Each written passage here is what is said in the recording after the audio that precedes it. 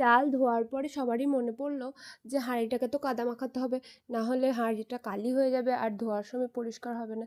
তাই সবাই মিলে হাঁড়িটাকে কাদা মাখাতে শুরু করলো। এরপর তো চিকেনটাকে মাখাচ্ছিল ভাজার জন্য। দিবান পেরে গেল।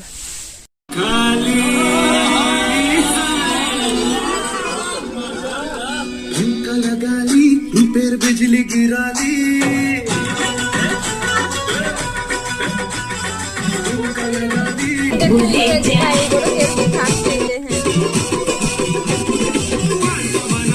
কমিয়ে দাও কমিয়ে দাও।